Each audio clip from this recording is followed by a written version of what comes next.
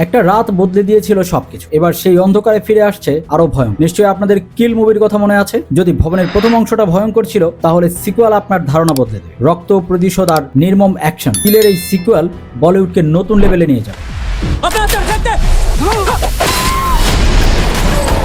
Locks versus রাঘব জুয়াল, এই যুদ্ধ কি এবার ট্রেনের বাইরে গিয়ে আরো বড় ধ্বংসযোগ্য রূপ নেবে? কেননা আমরা প্রথম পার্টে দেখেছিলাম একটা ট্রেন, কিছু নির্দয় মানুষ আর এক সৈনিক রক্তাক্ত প্রতিশোধ। অর্থাৎ বোঝাই যাচ্ছে কিল সিকুয়ালটি এবার আরো ভয়ঙ্কর রূপে আসতে যায়। বলিউডের অ্যাকশন ঘরানার এক নতুন ঝড় তুলেছিল এই কিল সিনেমা। সীমিত লোকেশন, রিয়েলিস্টিক ফাইট এবং নির্মম স্টাইলের কারণে ছবিটি দর্শকদের মনে আলাদা জায়গা করে। আর সেই কারণেই এখন সবচেয়ে বড় প্রশ্ন, এই ছবির সিকুয়াল কি আসছে।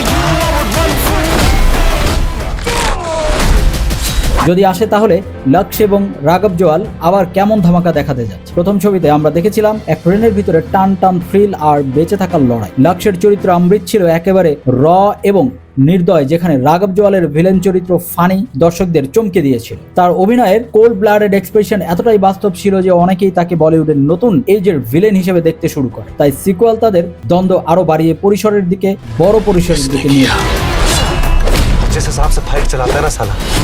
পরিচালক নিখিল নাগেশ ভাট ইতিমধ্যেই ইঙ্গিত দিয়েছেন যে কিল ইউনিভার্সকে বড় সম্ভাবনা আছে। প্রযোজনায় থাকা ধর্মা প্রোডাকশনের মতো বড় ব্যানার থাকায় সিকুয়ালের স্কেল অনেক বড় হওয়াটা অবাক করার কিছু না। যদি বাজেট বাড়ে তাহলে ফাইট, কোরিওগ্রাফ, স্টান্ট এবং ভিজুয়াল অ্যাকশনও সবকিছু আরো গ্র্যান্ড হবে। তবে একটা বড় প্রশ্ন থেকেই যায়, কিলের আসল ম্যাজিক ছিল তার রিয়েলিজম আর ক্লোজড কমব্যাট। যদি সিকুয়াল বেশি স্টাইলাইজড হয়ে যায় তাহলে কি সেই ফিলিংটা হারিয়ে যাবে, নাকি পরিচালক আবারও সেই ইনস্টেন্সিটি ধরে রেখে নতুন লেভেলে নিয়ে যাবে?